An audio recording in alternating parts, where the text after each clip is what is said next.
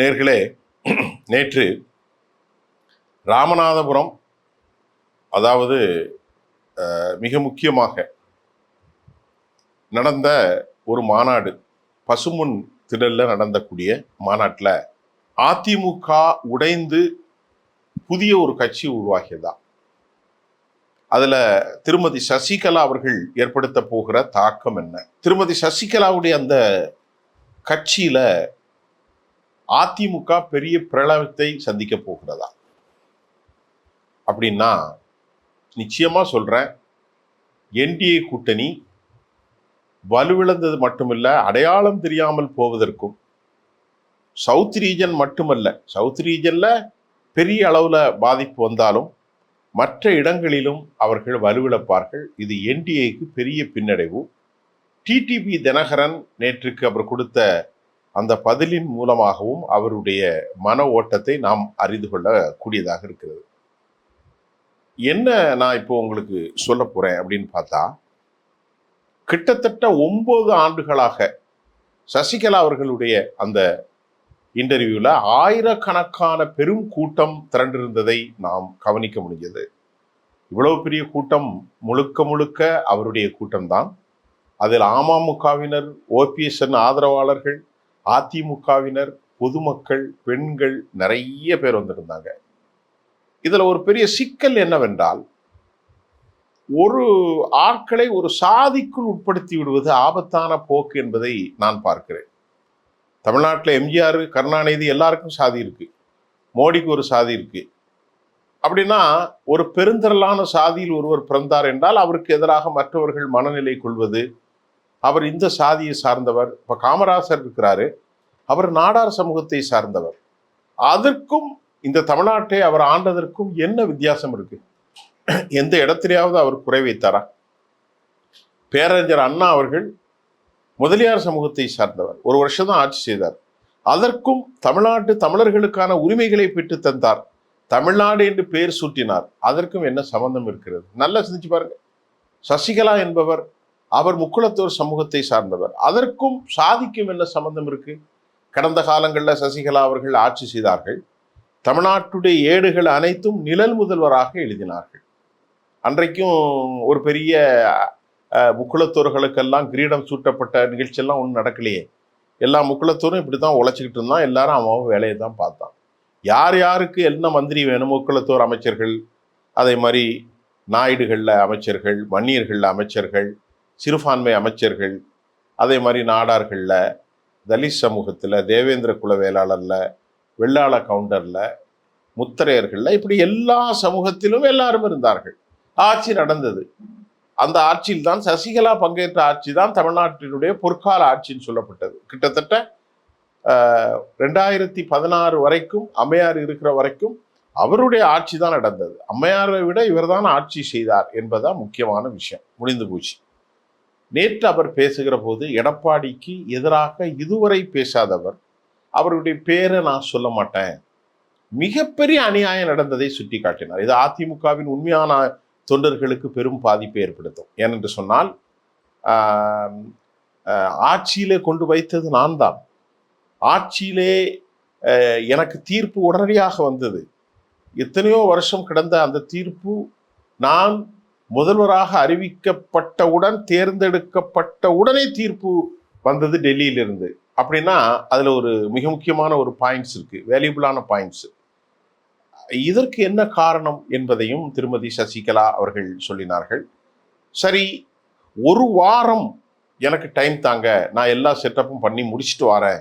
இல்லை, டெல்லியிலேருந்து உடனடியாக டைமே கொடுக்க முடியாது, உடனே பார்ப்பன அக்ரஹாரா புறப்படுங்கன்னு சொன்னோன்னா நான் மறுநாள் காலையில் புறப்பட்டேன். ஆனால் எனக்கு ஒரு திட்டம் இருந்தது, எப்படியாவது அம்மாவுடைய ஆட்சியை யாரும் கலைச்சிடக்கூடாது, அது எப்படியாவது வரணும் அப்படின்ட்டு 19ஆம் இடத்துல நின்ற பன்னீர்செல்வத்தை, அவர் பேர் என்னது, பழனிசாமியை கூப்பிட்டு ஆட்சியை பார்த்துக்கிடுங்கொண்டு எல்லாருடைய ஆதரவுலையும் செஞ்சேன். அப்போ நீங்கள் இருந்துதான் என்னை தேர்ந்தெடுக்க வேண்டும் என்றெல்லாம் என்னிடத்தில் ஆறுதலாக பேசிய பழனிசாமி பின்பு எனக்கு செய்த தொல்லைகள் சொல்லி மாறாது, அவ்வளவு அநியாயத்தை எனக்கு செஞ்சார். ஆனால் இப்போ இதில் நம்ம நேயர்கள் எப்படி பார்க்கணும்னா, ஒரு சின்ன ஒரு உதவி செஞ்சாலும் கூட உலகத்துல நம்ம ஏற்றுக்கொள்வோம்.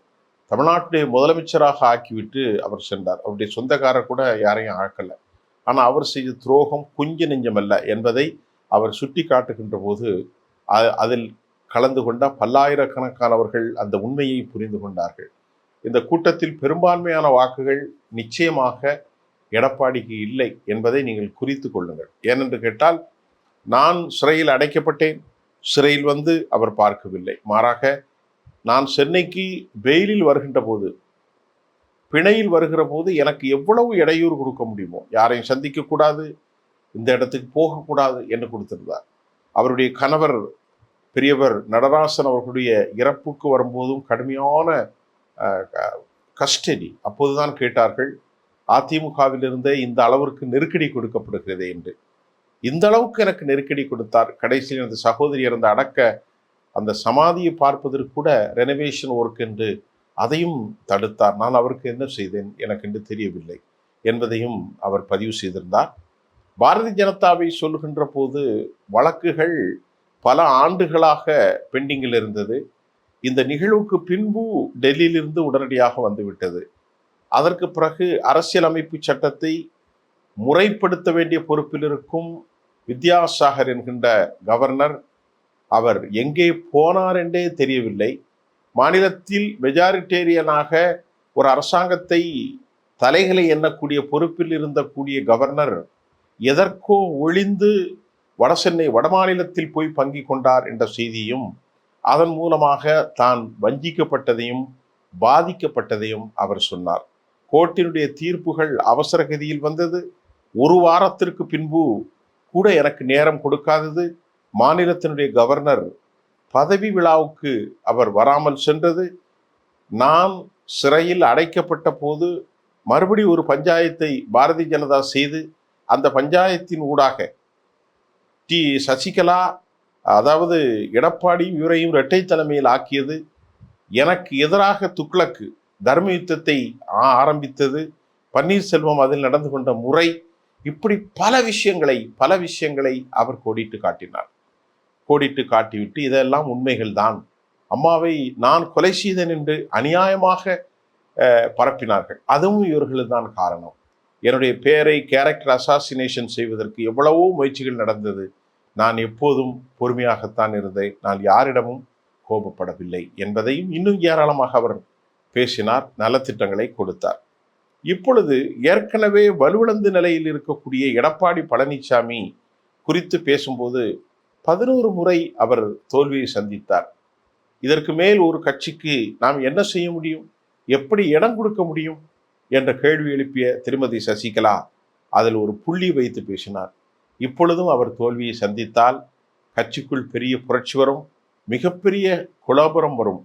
அப்படி என்றால் கட்சியின் நிலைமை என்ன? ஆகவேதான் இது குறித்து இன்று காலை வரை கருத்து தெரிவிக்காமல் பலர் மௌனமாக இருக்கிறார்கள். ஆகவேதான் இந்த தேர்தலில் பாஜக எதிர்பார்த்த அனைத்து சித்து வேலைகளும் அது முறை மாறி முறை தவறி அது வீழ்ச்சி அடைந்திருக்கிறது. பாரதிய ஜனதா உடனடியாக டிடிவி தினகரன் இன்ஸ்டன்ட் இட்லி சாம்பார் அதெல்லாம் நம்பாதீங்க என்றும் அவர் சொன்னார். எல்லோருக்கும் பதிலளிக்கும் விதமாக எதிரிகளையும் துரோகிகளையும் வேறறுப்பதற்காக என்ற ஒரு பிரகடனத்தை வைத்தார்கள். பேரறிஞர் அண்ணா, டாக்டர் எம்ஜிஆர், செல்வி ஜெயலலிதா இவர்கள் 3 பேரும் பட்டொலி வீசுகிற ஒரு கொடியை தயாரித்து அதை அப்படியே வெளியிட்ட காட்சியும் நேற்று பார்க்க முடிந்தது. திருமதி சசிகலா அவர்கள் தனது பேச்சினூட ரொம்ப தெளிவாக ஒரு கருத்தை வைத்தார். என்ன கருத்தென்றால், அதாவது மிக விரைவில் கட்சியினுடைய பெயரை நான் அறிவிப்பேன் என்றும், அந்த கட்சியினுடைய பெயர் அறிவிக்கின்ற போது தென் பகுதி மத்திய பகுதி வரைக்கும் ஏராளமான வேட்பாளர்கள் போட்டியிடலாம் என பத்திரிகைகளில் ஹேசியங்களும் முறைப்படுத்தப்பட்ட விவகாரங்களும் சொல்லப்பட்டிருக்கிறது. 2வது ஒரு விஷயம், அவர் சிக்க வைக்கப்பட்டதை குறித்தும் சொன்னார். சிறை விவகாரங்களை அவர் கைது செய்யப்படுவதற்கு ஏதுவாக காய்கள் நகர்த்தப்பட்டன.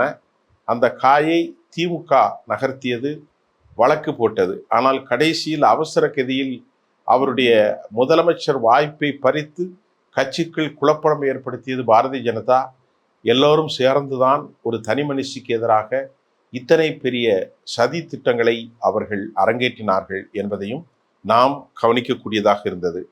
ஆக மொத்தத்தில் ஏற்கனவே கழுதை தேய்ந்து கட்டெரும்பாக இருக்கக்கூடிய எடப்பாடி பழனிசாமி கதை முடிந்தது என்றுதான் நான் நம்புகிறேன். 18% அவர் பெறுவாரா என்ற கேள்வி இருக்கிறது. சட்டமன்ற தேர்தலில் தேய்பிரையாக போயிருக்கிற பாஜக, தந்தைக்கும் பிள்ளைக்கும் தகராறாக இருக்கக்கூடிய பாமக, சசிகலாவின் அடையாளத்திலே வளர்ந்து இன்றைக்கு அவரை எதிர்த்து உருத்தெரியாமல் ஆயிரக்கணக்கானவர்கள் இங்கே வந்திருக்கக்கூடிய அமமுக, அதிமுகவின் பல பிளவுபட்ட நிலையில் எடப்பாடி, இவர்கள் அனைவரும் சோபிக்கப் போவதில்லை என்பதை நான் சொல்ல.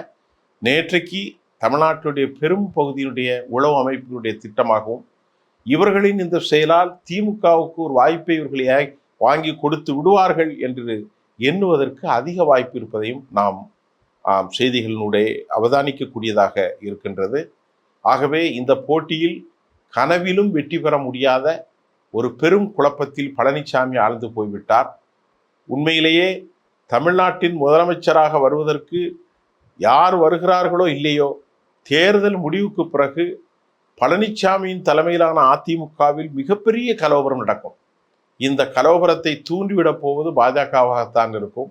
அவர்கள் இன்னும் இன்னும் இன்னும் இன்னும் சொல்லப்போனால் பலமுறை பல துண்டுகளாக அதிமுகவை உடைப்பதற்கான அவர்களுடைய முயற்சி இதனுடைய தொடர்ச்சியாகத்தான் இதை பார்க்கிறது. ஆனாலும் குறித்து வைத்துக் கொள்ளுங்கள், என்னதான் அதிமுகவை உடைத்தாலும் செங்கோட்டையன் சென்று விட்டார், அவரோடு இருக்க ஒரு மனோஜ் பாண்டியன் சென்று விட்டார், அதே போன்று ஓபிஎஸ் ஒன்றுமில்லாமல் ஆகிவிட்டார், சசிகலா அம்மையார் ஒரு கட்சி ஆரம்பித்திருக்கிறார், அமமுக ஆரம்பித்து அவர் இப்பொழுது தேய்பிரையாகி போய் கொண்டிருக்கிறார்.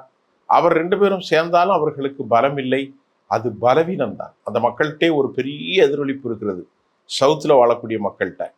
ஆக இப்படிப்பட்ட ஒரு சூழ்நிலையில் இது சில பாசிட்டிவான கருத்துக்களை திமுகவின் பக்கம் சாத்தியப்படுத்தும் என்றும் அது சாத்தியப்படுத்தாது என்றும் 2 நிலை கருத்துக்கள் இருக்கிறது. நாம் அடுத்த விஷயத்துல பொறுத்திருந்து மேலும் பல புதிய செய்திகளோடு சந்திக்கின்றேன். நன்றி.